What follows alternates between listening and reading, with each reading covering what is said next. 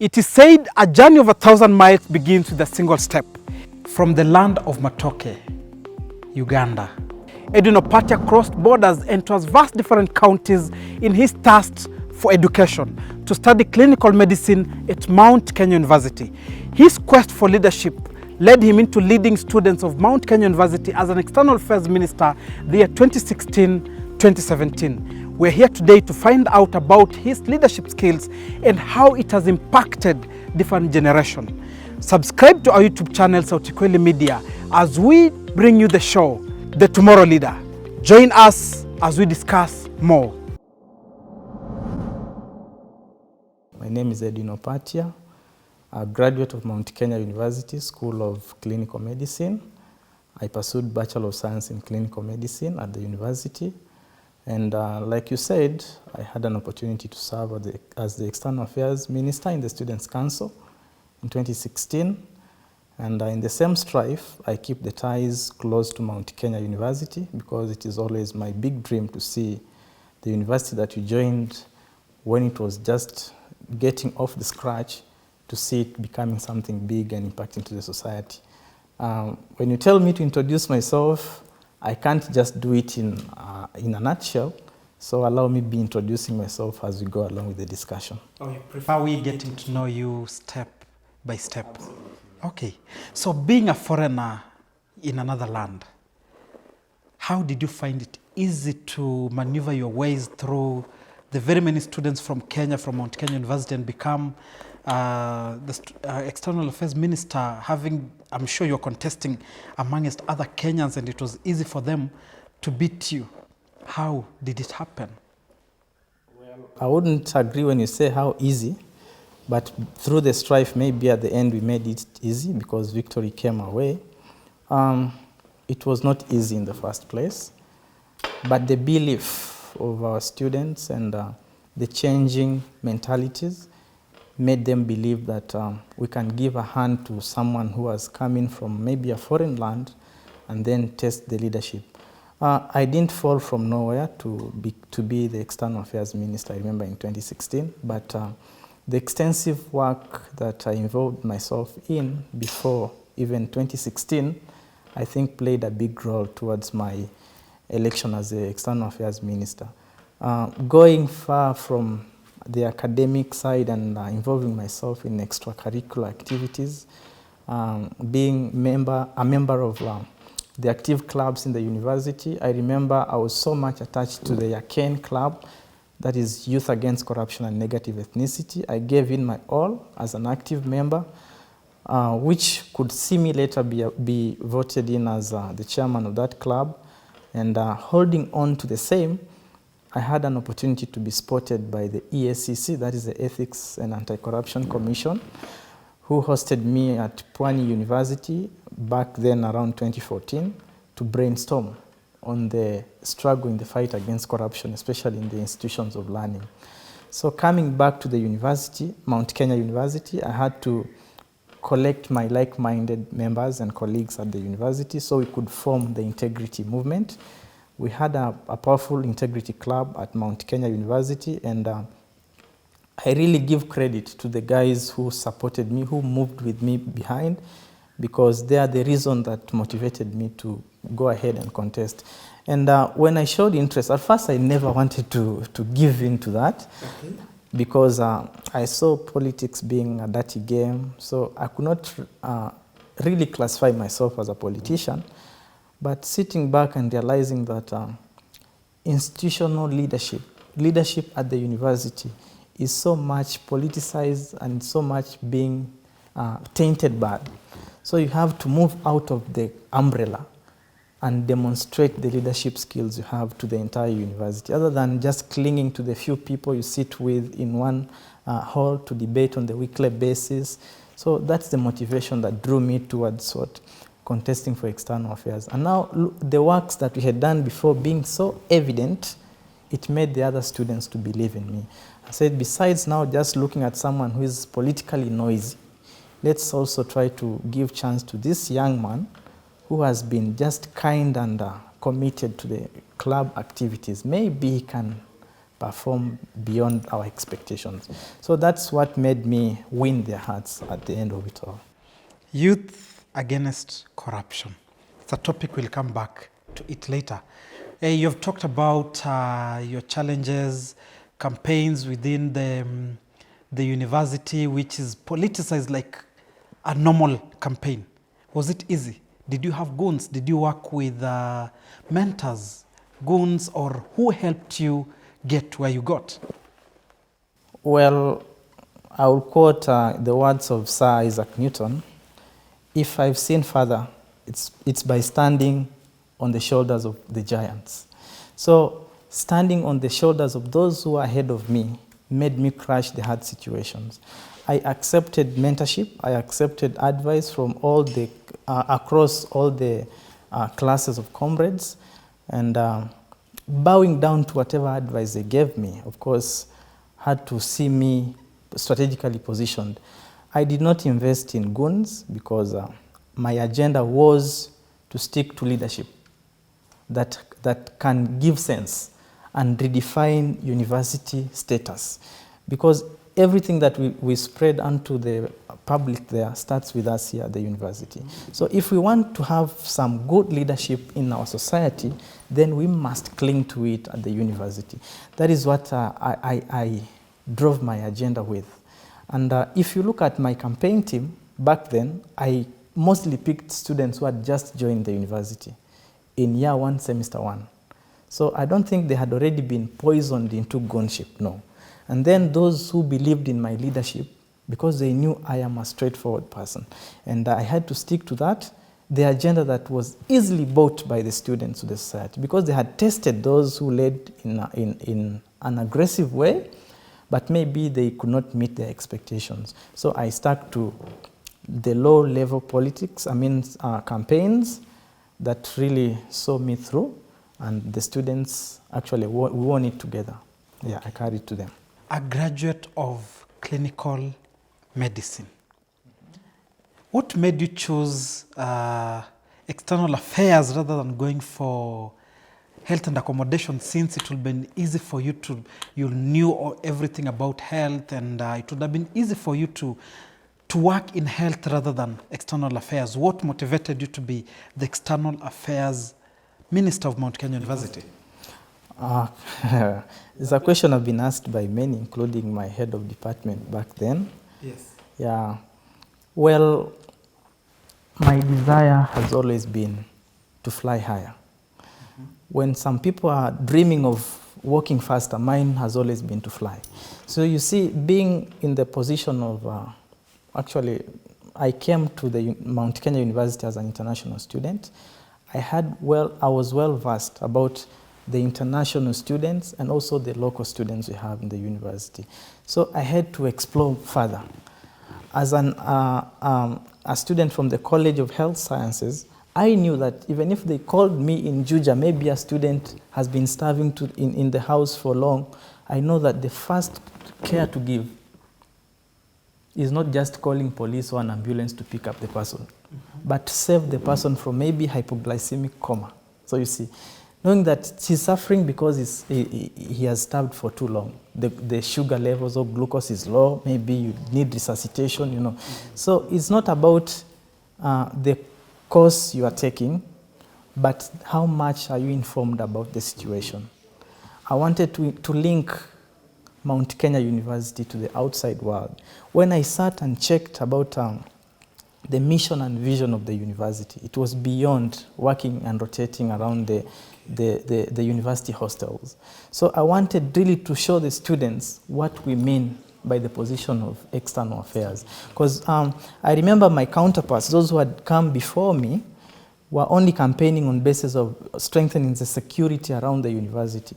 But that was not enough, because a time would come when we say the county government has strengthened the security around the university was also doing tirelessly to see that students are secure.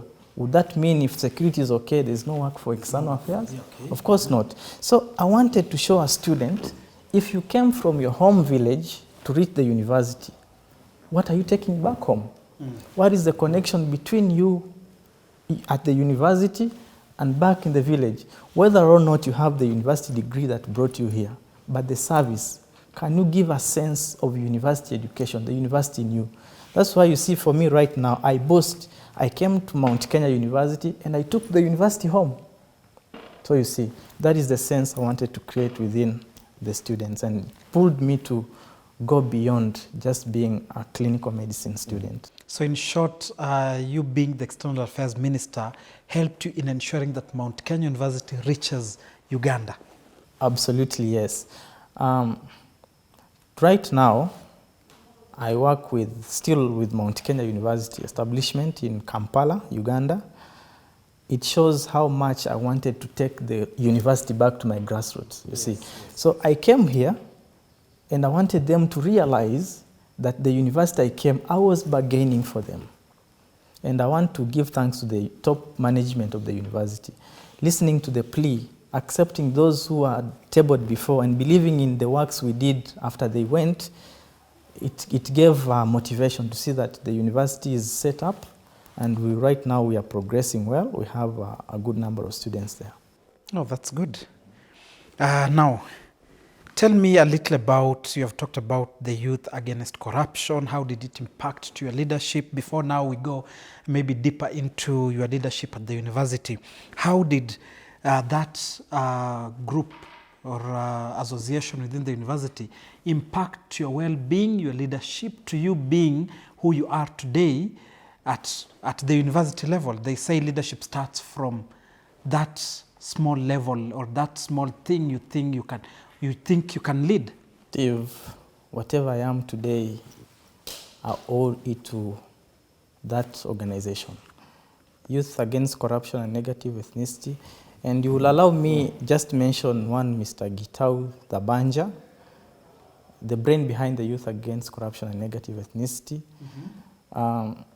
He really mentored me a lot to make sure that I pick up his agenda, and listening to what he was talking about, the framework of that association, that club, I was so welcome to it.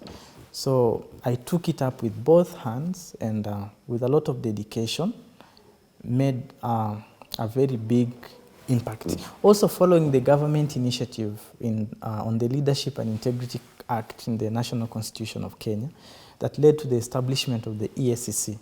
So I was watching on TV one day, I heard the president dedicate even some funds launching the works of the EACC.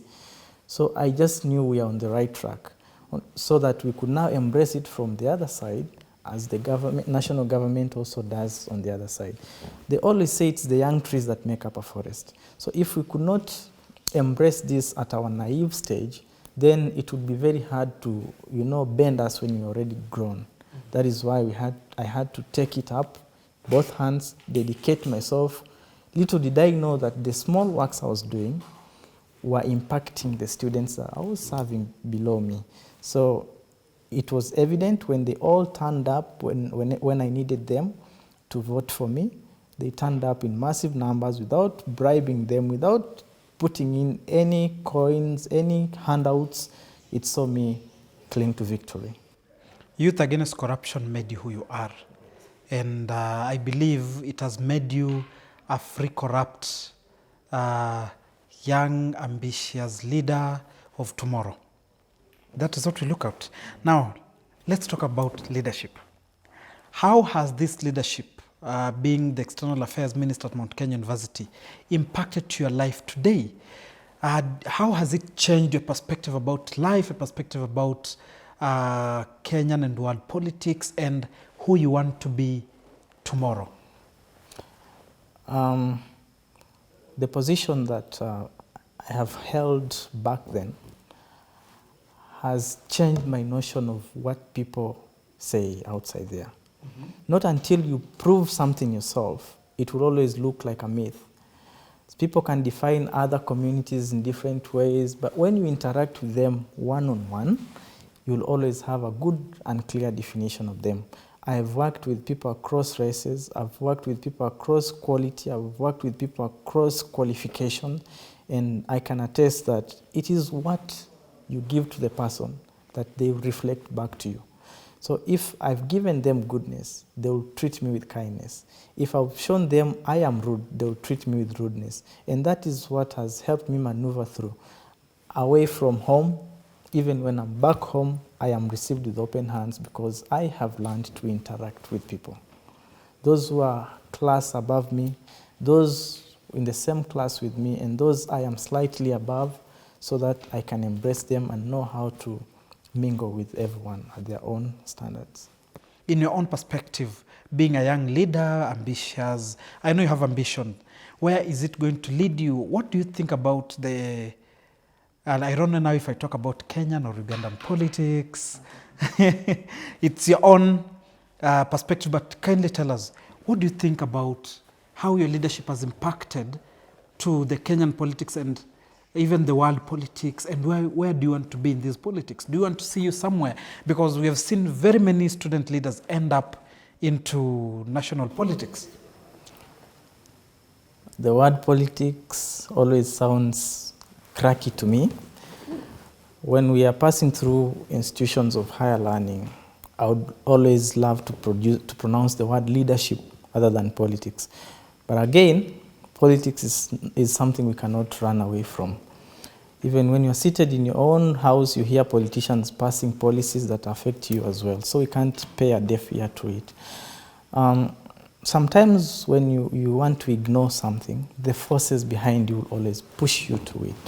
I have not dreamt of campaigning somewhere any day or any time, but I wish to sit one day in the East African Legislative Assembly and debate matters that affect our people from the grassroots, not just Kenya, Tanzania, Uganda, but the East African region. I have had an opportunity to traverse around the East African region, and I can attest what the ordinary Ugandan is passing through, the ordinary Kenyan is passing through, the ordinary Tanzanian is passing through, Rwanda, Burundi, and the like. So it is an opportunity that I have seen for a long time, and if all goes well, I always invest in seeing all people across the region receive what they deserve to get. Yeah.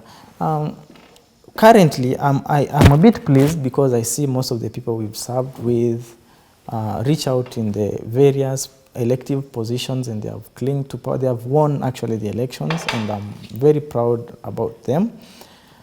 But I also urge my colleagues, the young people out there, they should embrace leadership rather than politics. If the pressures of their community would see them in elective position or political positions, I have no problem about it.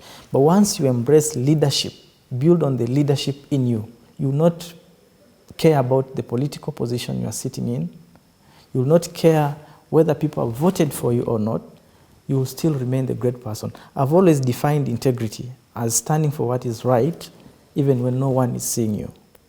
So you see, irrespective of whether or not people are monitoring, you still keep doing what you're supposed to do. Keep doing what is good. Keep doing all those small things. At the end of it all, you see that you have made a mountain out of the small hills. So your perspective is on bigger perspective of leadership across the entire East African region. Yes. I wish you nothing but all the best. Thank you so much. So something else maybe you would love to know, where do we see Edwin Opatia in the next 10 years? Wow. I am currently undertaking another bachelor's degree in psychology. I would like to build on it because we have to understand what goes through people's minds.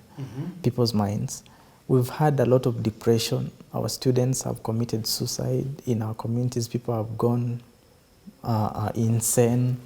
People have lost track. People have dropped out of academic institutions. They need someone to talk to. So it is something I'm investing in. Public health, the mindset of people, trying so much to see that depression lowers down is what I'm investing in. And in the next 10 years, I want to be a mentor to some people who choose the path to follow me, and that is what mostly I'm investing in. And then on the other side, as a payback to my university, Mount Kenya University, I want to see a big university in Uganda, Mount Kenya University. Actually, it's my dream that the Kampala campus will one day be bigger than the main campus, maybe. And then I would sit very comfortably happy and say, yeah, when the rest were sleeping in the cold, I was striving to bring education home. That's a very good perspective, and I hope I'll be part of it. Maybe, Steve, something else. You may wonder why I'm not so much speaking about my profession as a clinician. Yes, that's where I was going. It is something I take with both hands. To the public, people don't see me so much into my health sector, but it's something that I do even more than they think. I look forward to studying my master's degree in public health after I finish my degree in psychology. Yeah, and also now a motivation from the current COVID-19 situation. Our public needs to be prepared for any other further disasters and the pandemics that may come forth. So I want to study much on the outbreaks of diseases and epidemiology, actually, and disease control to the masses. That's why I look forward to investing in the same. And as you said, in the 10 years or before even the 10 years, just a few years from now, I want to sit on the decision-making council that can sensitize the general public about the behaviors and how to keep good health. Hey, I'm thrilled, and I'm happy for you. Now, let's talk about your mentors. Let's first of all talk about your local mentors in Mount Kenya University in Uganda, who have made you achieve your dream so far, be where you are today. How have they given impact to your life and the general at large? When you've mentioned Mount Kenya University, I'll always first of all ring to the founder of the university, Professor Simon Gisharu. I learn a lot from him, whether face on or far away. The motivation and the story behind the establishment of the university and his greatness is really self-explaining, that can make you believe that with persistence all things are possible. I also look at the pioneer members of the integrity movement at Mount Kenya University. I can't name each one of them, but those people up to date talk to me, and they embraced me with open arms, so they always gave me motivation. I count to them as my number one motivation, and they have mentored me a lot to that. Outside the university, I look forward to Professor Lumumba, the Kenya School of Law. I have had an opportunity to interact with him face on, and also I listen to his speeches, I follow his teachings. He's a good mentor. I learn a lot from him. I learn a lot from his communications. I learn a lot from his persistence, even when some situations seem disappointing. He once had to contest for a political seat, an elective seat, and he lost. So that one did not make him give up on his role as an advocate. As an advocate, and also someone who looks forward to seeing the young people be shaped in a good direction. Yeah, so I so much look upon him. What has your leadership in Mount Kenya University and maybe in Uganda right now impacted on the young people, on the people who look upon you? I have seen many people rise to leadership positions under my mentorship, ranging from the successive student councils that came up after we left, and also in my home communities, those people who look up to me. I am mentoring a number of students in high school. I visit them on timely basis, and I always try also to connect them to university education, because I know of a university that is student friendly. When I look at the promising students. I also guide them towards